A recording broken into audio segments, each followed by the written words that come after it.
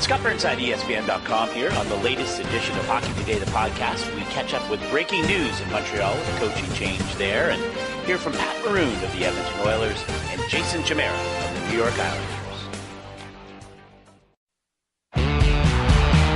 All them dogs are counting down, about to put the anchor down. Hotty toddy, who's it gonna be? Cowbells and swamp, the ag is wrong. There's nothing like the SEC. The weekend's full of surprise. Hit him with the flex. From Williams Bryce to Death Valley. On the Finebaum Show, Paul's on the roll. If he don't get the best of me, call Paul. Alabama. It's your show. Go ahead. He'll make sense of it all. You got a damn fine crappy attitude. Kneelers up on Rocky Top. The Razorbacks are hard to stop. War Eagles soaring in the wind. Let me talk, Danny. Okay, go. Tigers rocking in the zoo. Wildcats are grinning too. Talk about the tide that's rolling in. The weekend's full of surprises. From big upsets to robberies. On the Finebaum Show, heads are gonna roll. If they don't get the best of me, we'll call Paul. He'll make sense of it all. I really don't know where to go after that. Don't take those calls. I could give you my address and phone number if you're ever in this neck of the woods. In my life, I've never had a phone call like that.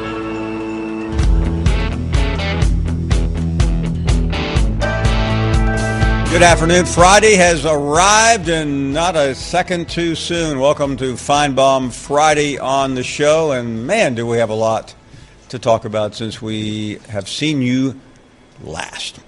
Phone calls, guests, and who knows what else on this Friday. We begin with a couple of headlines. Remember back in the day, this was about a year and a half ago, Jim Harbaugh showed up at Alabama, shirtless, asked about this program.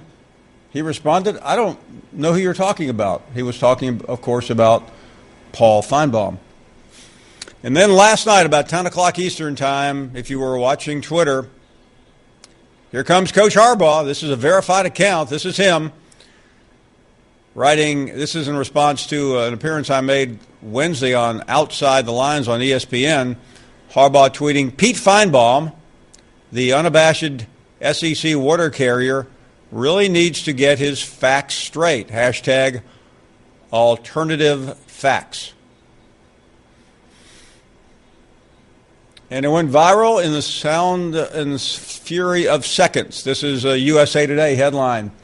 Jim Harbaugh blasts Pete Finebaum on Twitter.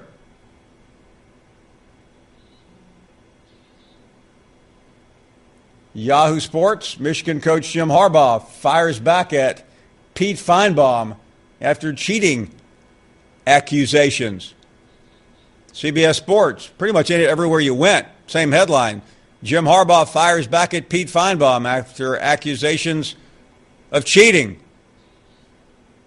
SB Nation, Jim Harbaugh criticizes Pete Finebaum for SEC bias and alternative facts.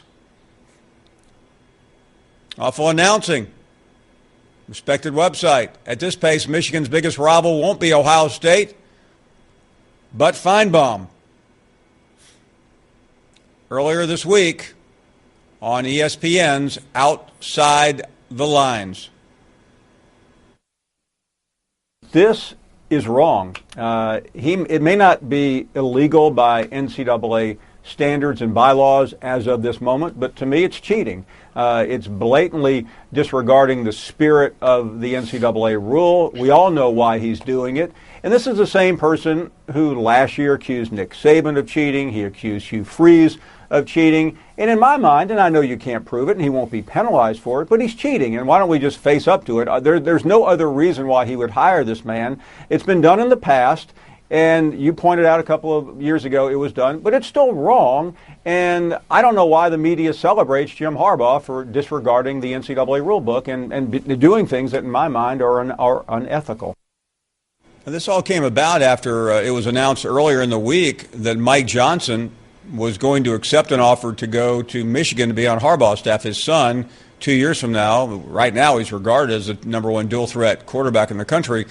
Well, that was then. Who knows whether the hullabaloo on Outside the Lines and Harbaugh's own tweet created a change of heart, but according to Bruce Feldman, Johnson now may be heading to Oregon to work for Willie Taggart, former Harbaugh assistant, and who knows what that means. Clearly, it looks like there was a change of heart, but we didn't make the announcement the other day.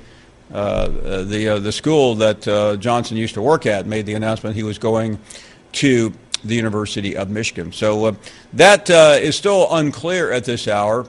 It's still the same, whether it's Michigan or Oregon. It's still unethical. I don't care who the coach is. And let's take a look at where some of Harbaugh's venom has been pointed at in recent months, if not years. Remember this from last spring. This was after Butch Jones jumped into the conversation about satellite camps. Amazing to me, Alabama broke NCAA rules. Oh, this was actually at Saban. Alabama broke NCAA rules, and now their head coach is lecturing us on the possibility of rules being broken at camps. Truly amazing. This was during SEC spring meetings last May. Butch Jones, as I mentioned a minute ago, got into the act a few months earlier. Harbaugh goes after him. Suggestion to my Rocky Top colleague, rather than lunch in Florida, you might spend your time and focus attending to your present team. He went after Kirby Smart. If the Georgia coach is implying any intent on our part to break rules, he is barking up the wrong tree. And, of course, he also went after Hugh Freeze. Suggestion, anyway, I can't seem to find the... Anyway, we'll get that on our screen in just a second. We got a lot of tweets here from Harbaugh to share with you. Anyway, this is Harbaugh about Hugh Freeze. You've got a guy sitting in a big house making $5 million a year saying he does not want to sacrifice his time. This is about taking time off for satellite camps. That's not a kindred spirit to me. What most of these coaches are saying is they don't want to work harder. This was in a Sports Illustrated article by Pete Thamel. So this is just a timeline of the different people that Jim Harbaugh has attacked, most of the time unfairly and without provocation. In my case, obviously, there was some justification for it. He's gone after Hugh Freeze, a good man like that, Kirby Smart, Butch Jones, and Nick Saban. He takes a shot here, accusing me of carrying SEC bias and the SEC water, while he was coming very close to teetering the line. Now a lot of his zealots are going to say that paradigm has changed now that this coach apparently is heading to Oregon, but it doesn't change what they've been saying for the last couple of days, including our friend John Bacon yesterday, defending his right to hire him, considering Johnson formerly worked on Harbaugh's staff in the past. So that is where we are, and we'll hash this out a little bit more as time permits throughout the program. We will take your phone calls at 855-242-7285. Looking forward to visiting with all of you. Let's get right to the calls. And James is up next in South Carolina. Hello, James. You're doing fine, Paul. Appreciate you taking my call. Thank you. You know, it is getting to the point that football is such a big business that anybody feels that they can cheat, steal, whatever, do whatever the hell they want.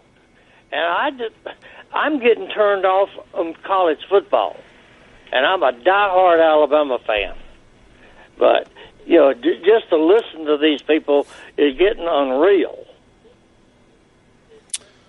Well, I disagree with you. I still think it's a great game, but it is a big business, and I'll concur with you on that. But I'll take it over anything else. Thanks for the call. Do appreciate it.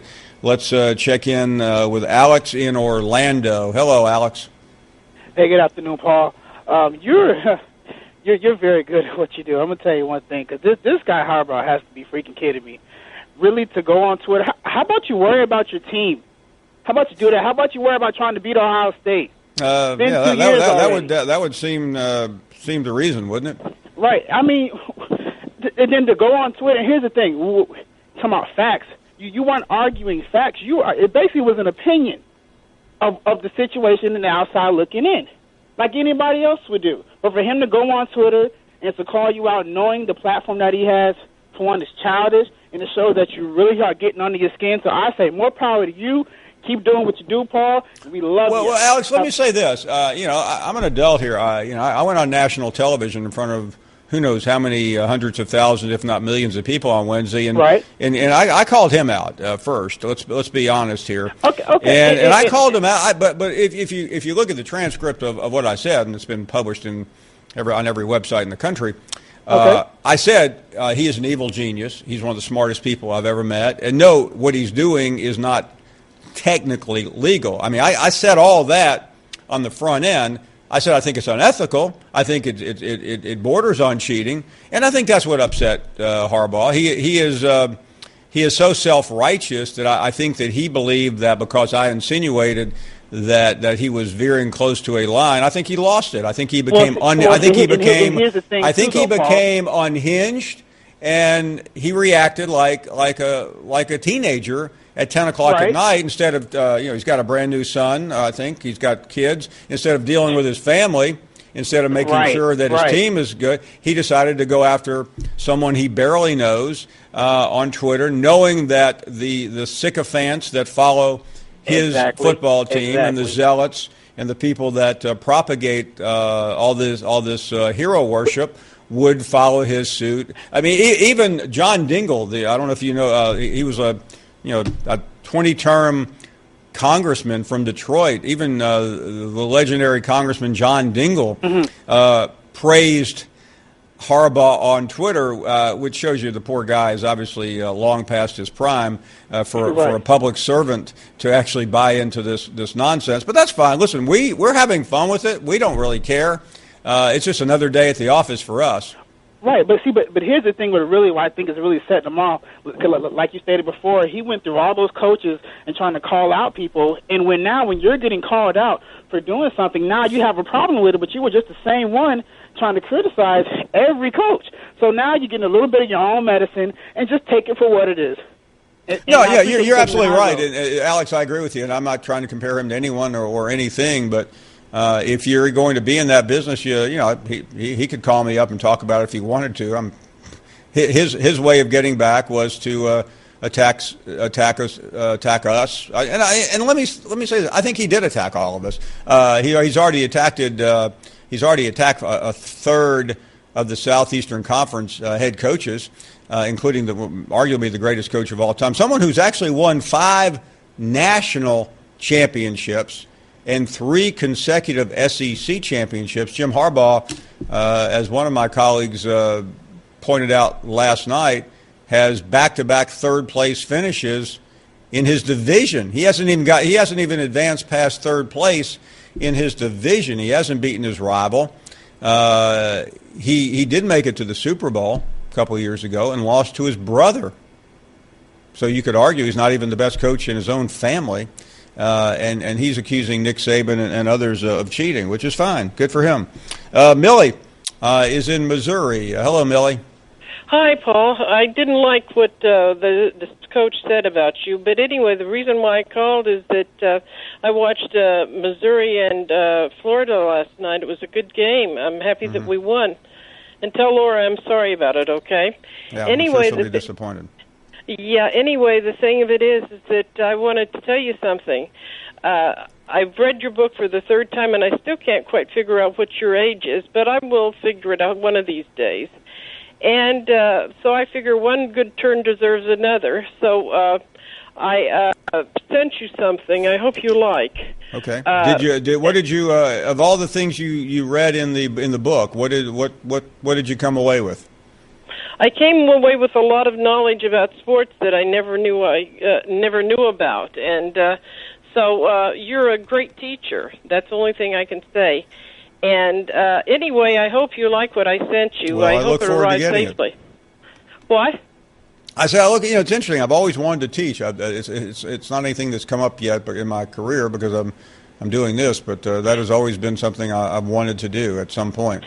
Yeah, you said that you were too small to play a lot of sports, and so I can imagine, what it would be, but you've got a knowledge, you've got a brain like nothing else, But anyway, the one thing I wanted to do is I never get a chance to say hello to the boys, or the guys, I should call them, Okay. John and Mark. So I do wish them the very best, and I care an awful lot about all of you guys, okay? Thank you very much. Glad to hear from you. We'll appreciate it very much, Millie. How about Mike in Virginia? Hello, Mike. Thank you. Good afternoon. Hey, Paul, how are you? Great. Paul, I'm a huge Michigan fan. I'm a big Harbaugh guy. I love what he's done for the program. Obviously, he hasn't gotten the program to where he wants to be, where they want to be yet. But you continuously attack him. This has gone on for years where college coaches have offered high school coaches jobs. It's gone on for years, and you continue to put Harbaugh in the news by calling him out. You're giving him press. You're doing exactly No. You're incorrect about that. I've reacted to. I don't wake up in the morning and start attacking anyone.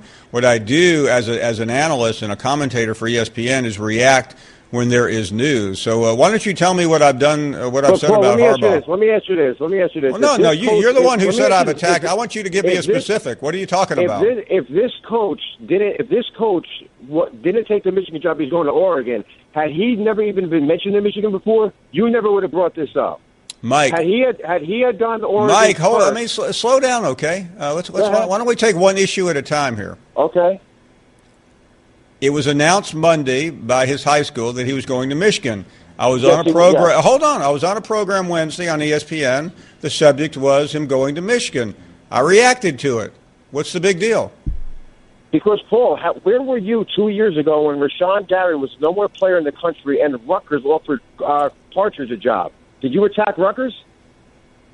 Did you go after Coach Flood? Mike, don't show your ignorance here. Rutgers is an irrelevant football program. We don't talk about irrelevant football programs on the show. We talk about the programs that matter, and it's a compliment to Harbaugh that he has resurrected the University of Michigan. Michigan doesn't matter because they're the third place team in the Big Ten East. Well, no, they don't matter. One thing I try to do here, Mike, is deal in facts, and the facts of the matter are, for 2 consecutive years, the University of Michigan under Jim Harbaugh has finished third in its division. So they're irrelevant. I don't make stuff up like Michigan fans. I just simply state the facts. They're irrelevant. So Michigan. I didn't say they're irrelevant at all. You said that.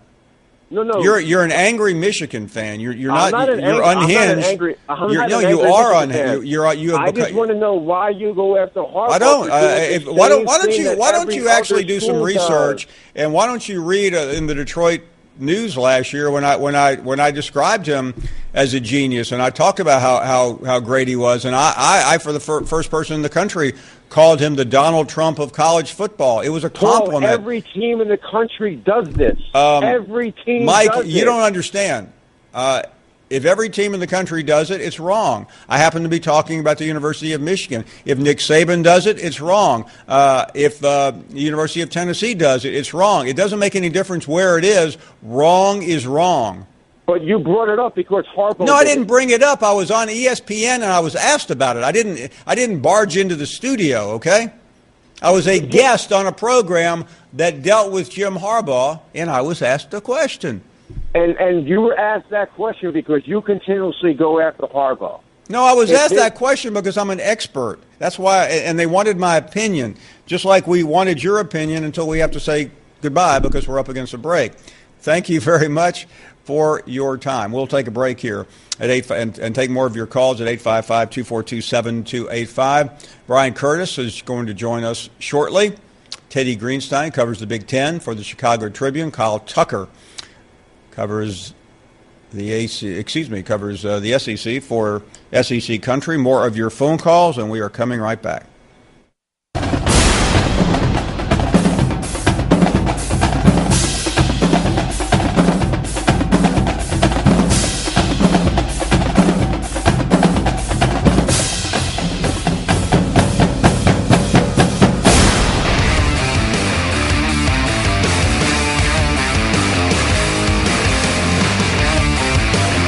By the way, I hope people didn't misunderstand me a minute ago when I commented on Coach Harbaugh tweeting last night at 10 p.m. Excuse me. I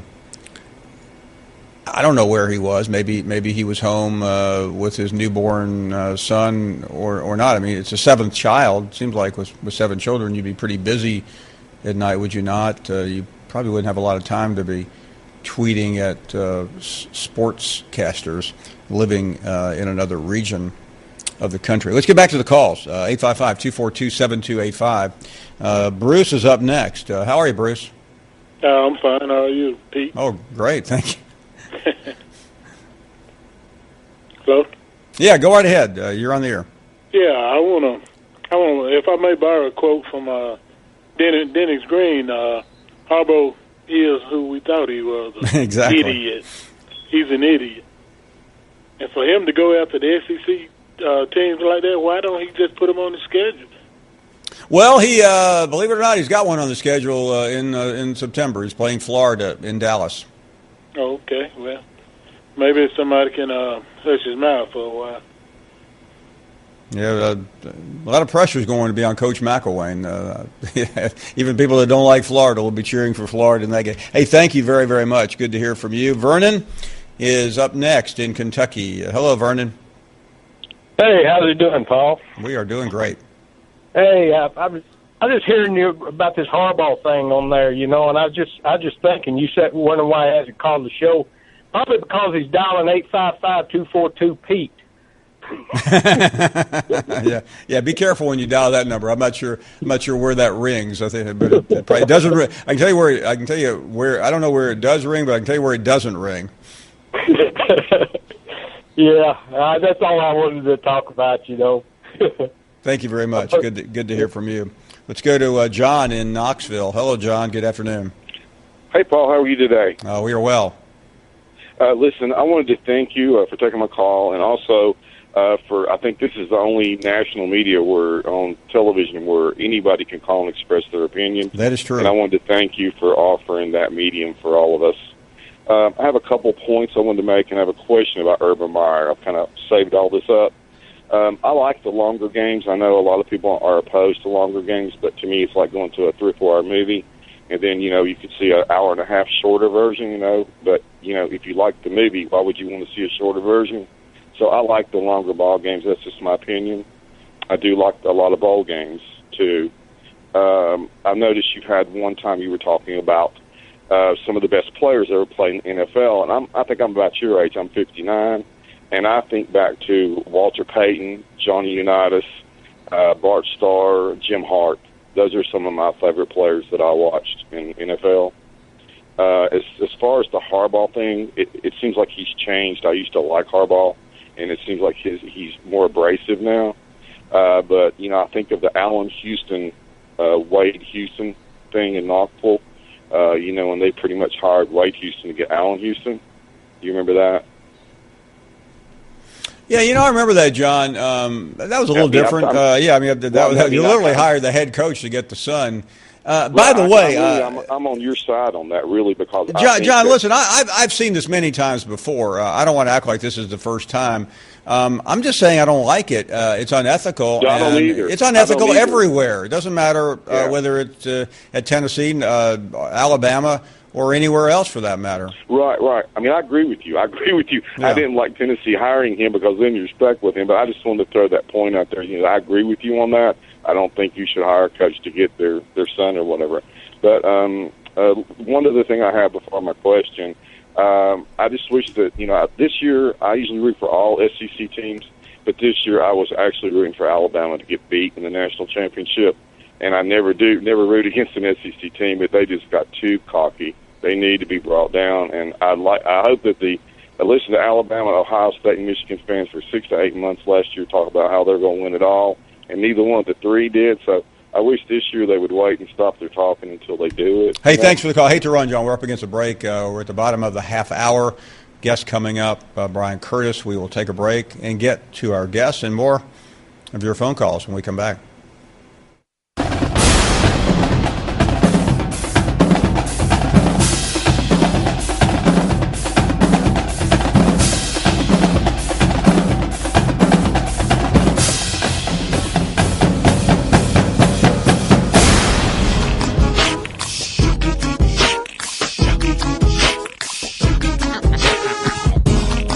You back to the program. What's going on here on a very busy Friday afternoon?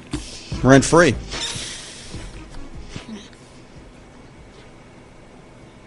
We welcome you back. Glad you're with us. Let's welcome in Brian Curtis from The Ringer. He's written a number of articles, as others have tried to attempt to connect sports in the era of Donald Trump. But we went back and found an article he wrote a couple of months ago about two tweeters in chief, obviously the man who became the president and the man who is currently the head football coach at the University of Michigan. For those of you just getting on board, Donald Trump has certainly done a lot of tweeting against the media. In the past, Jim Harbaugh has primarily aimed his venom at coaches in the SEC. 4 SEC coaches have been the subject at the other end of a Jim Harbaugh tweet. Last night, it was the host of this show who was at the other end of the tweet. Brian, thanks for the time. Good afternoon. I can only imagine someone who writes a lot about sports and politics what the last couple of weeks, if not months, have been like for you. Good afternoon. Yeah, this was kind of the cherry on the sundae, you know. I saw this today, and I thought, uh-oh, what's Paul done this time? He's a member of the opposition party, as Trump would say. Let's talk about, I think there are enough commentators up and down the dial talking about Donald Trump, but let me get your thoughts on Harbaugh, because you went back to last year. I made the reference, I can't remember exactly where it was for the first time. I think it was on ESPN when I called him the Donald Trump of college football. Teddy Greenstein ended up writing about it and following it up. And you wrote about Harbaugh as a tweeter, I guess. I don't know if that's the correct word, but let's go back to that. And what were you thinking, and what are you thinking now? Well, yeah, I guess the way they're most similar is that they're both kind of autocrats who like to wear baseball caps. You know, that's just the number one thing. Very but true. In terms of Twitter, you know, what Harbaugh's doing is exactly what Trump does, which is he's hijacking the news cycle, right? You know, you bring up this very legitimate issue of Michael Johnson Sr. being hired, right, and whether that's okay and whether that's in the spirit of college football and the rules and all that kind of stuff. Well, then he comes across with this insult, right? Water carrier Pete Finebaum, and all of a sudden we're not talking about the real issue anymore. We're talking about the insult, right? We're talking about the feud between the two of you, and that's exactly what Trump does. And there was another example this last year, which was Gene Smith over at Ohio State, right, was talking about Michigan having that spring practice down in Florida, right? There's another very interesting thing to talk about, whether it's against the rules, whether there should be a rule, whatever. And Harbaugh comes back and insults him and brings up that old tattoo scandal, quote-unquote scandal. And so now we're talking about Harbaugh versus Gene Smith rather than the whole thing in Florida. And that's very, very Trumpy, as they say. Yeah, Brian, I'm curious because coaches do tweet, but most of the time it is controlled. I asked Steve Spurrier once when he was at South Carolina, are you capable of even tweeting? And he looked at me like I was crazy. Of course he wasn't. I asked Saban once, are you ever going to get on Twitter? And he looked at me like I was trying to steal his wallet. But I don't have any doubt, do you, that Jim Harbaugh pulls out his phone and actually does the tweet himself? Oh, totally. You know, and he's very good at it, right, in the way that Trump's very good at it. And, you know, I think the reason he's enjoying it, right, is college football coaches, as I needn't tell you, as everybody listening to the show knows, it's all about control, right? It's about controlling the team on the one hand, but it's also about controlling the media narrative, right? And the more you tweet And the more you kind of, push the media in the direction you want to do it, that's what he's doing. And he's, he tweets goofy stuff like, here I am watching Star Wars in the theater, and here I am, spending the night at the recruit's house and all that stuff. But then he also tweets this kind of stuff, it's a little brushback pitches. But he's controlling things. That's what he's doing. I'll try to bring a comparison. And I was listening to Rush Limbaugh today, and he said that the Trump press conference yesterday was the greatest event in American history, or at least in the history of the media, because it was a beat down to the press, and it was exactly what his base wanted. Now, forget that. I think we all can draw our own conclusions. But do you think, I suspect you do, that he is just trying to energize his base, and if so, why? I mean, he's already pretty popular. Yeah, that's another thing he's absolutely doing, right? Everybody reading a Michigan Rivals message board as soon as they saw this were giving each other digital high fives, right? Oh, he got that old Finebaum, he got him. I think what they're doing is, energizing the base is one way to put it. Another way is they're kind of bonding themselves to fans. So many college football coaches on Twitter, it looks what they're doing is such a put-on and so fake, right? So I'm a University of Texas guy, and I see Tom Herman's Twitter, and he's doing these funny GIFs or GIFs, whatever you call them, and I'm kind of like, that looks like somebody that the social media guy at Texas told him to tweet, right? But with Harbaugh, it's sort of authentic, and I think the Michigan fans are looking at that going, yeah, that's our guy, right? And, of course, we're not talking about Mark D'Antonio's Twitter today. Who even knows that even exists? I forgot that Mark D'Antonio even exists when you said that. But in the end, where do you see this going? Do you see more coaches doing this, or do you think Harbaugh, because of his personality, ego, narcissism, whatever word you want to use to describe him, that he is really unique in and of himself, and there's not much competition in that regard? I think it's just sort of like politics. You have to have the talent to do it, right? You have to have this particular talent to be able to be funny and pithy and of 140 characters. And if you can't do it, if you're Steve Spurrier or whomever, then you ought not to do it, right? Maybe your forum is the press conference. Maybe your forum is just coaching on the sidelines, right? It only works if it feels real and it feels authentic and it feels like the guy. Always great to catch up, Brian. Many, many thanks. Thanks, well. Paul. Good luck, man. Thank you. I'll be calling you for help. Brian Curtis opining on Jim Harbaugh, as we all seem to be. 855-242-7285. That is our number. We'll take a short break here. We have a lot more to do on the program. David Williams will join us from Vanderbilt. He's the athletic director and a great friend of ours. We will talk to him in a few minutes. Other guests coming along on a Friday afternoon.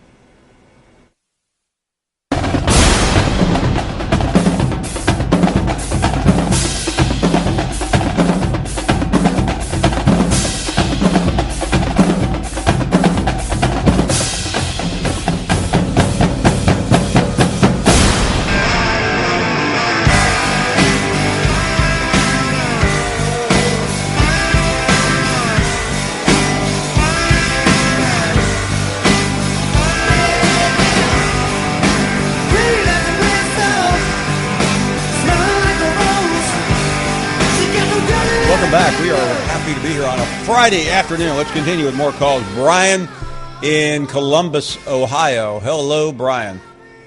Hello, Paul. Good to talk to you again. Thank you. It's been a pleasure to get into hear you guys. Thank you so much. Listen, I don't want to sound too biased, but you should expect that out of Hardball and those folks up north, as we say down here in Columbus.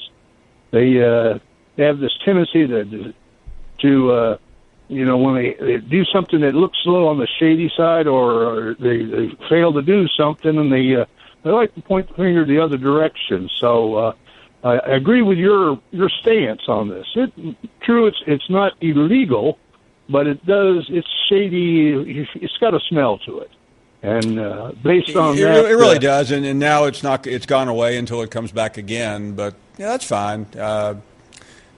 I'm more entertained by the Michigan fans than I am by Harbaugh. He's not that interesting. Well, if you want to get entertained, come on up here when we play those jokers. Well, I don't know about entertainment, but I know who's going to win the game before it even starts. Maybe we can get Urban and have you dot the I up there for us. I would love to, and I like Urban a lot. I have great respect for Urban.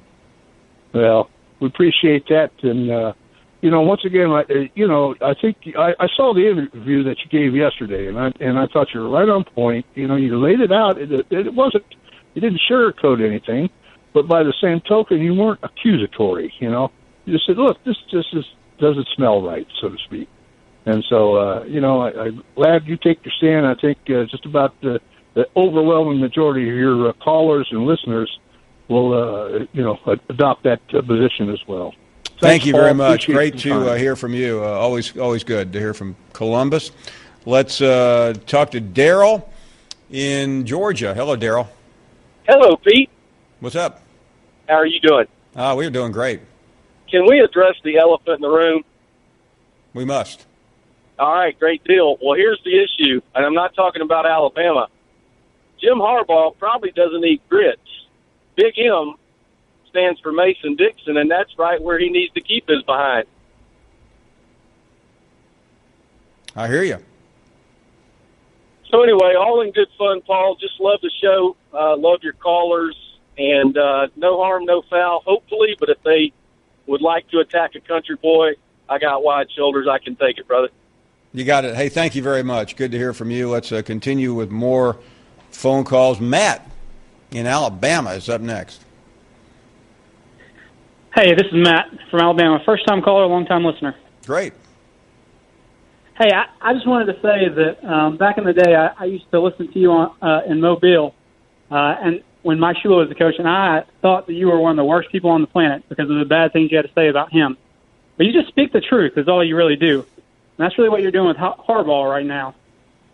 He's done some things that might be a little unethical, and when you say things about him, especially when it comes to hiring somebody that's a recruit, Father, I mean, all you're doing is speaking the truth. And I understand where the Michigan fans are coming from, but all you're doing is, talking about what you know to be truth. So, I appreciate you doing by the that. way, this is all opinions, and I've never suggested that he was technically breaking rules. But now that this coach is going to Oregon, I'll say the same thing about Willie Taggart. He's pushing the envelope just like Harbaugh would have. It doesn't matter where I'm not.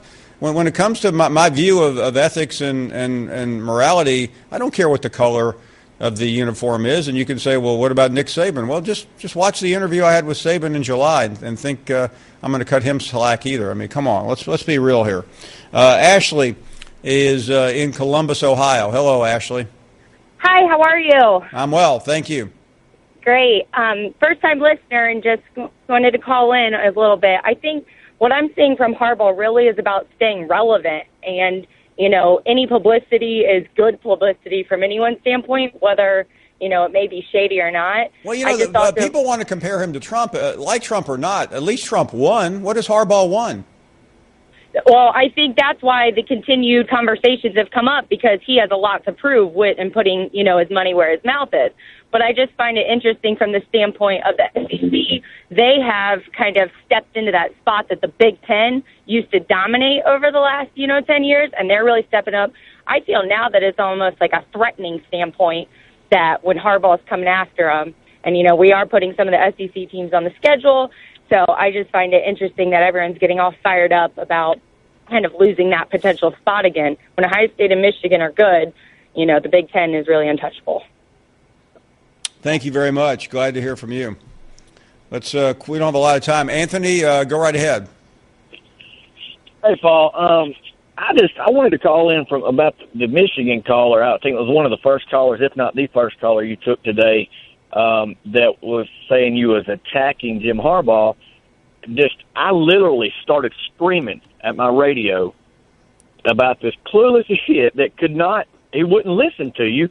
You tried to explain 3 times that you simply answered a question, and he continued. All he could say was that you're attacking Jim Harbaugh. You did not attack Jim Harbaugh. Like you said, you simply answered a question. And I just can't see how these Michigan fans cannot understand that. Well, Anthony, you asked a great question. Michigan fans can't understand it because they have been blinded by Jim Harbaugh. They're a bunch of zealots. They're like a cult, and they follow their leader. Hi, this is Adam Schefter from ESPN. Please join us on the latest Know Them From Adam podcast with Dwight Howard as he talks about Kobe Bryant, James Harden, and the one young NBA player he'd pay to see. I'm Andy Katz along with my co-host Seth Greenberg on the latest edition of Courtside with Katz and Coach G. We're going to break down the top 16 with NCAA Tournament Selection Committee Chair Mark Hollis and also be joined by South Carolina head coach Frank Martin. The NBA All-Star Game this Sunday. Here's Curry behind the back, half-court heave on its way, and he hits it! Coverage begins Sunday at 7:30 Eastern on ESPN Radio and the ESPN app.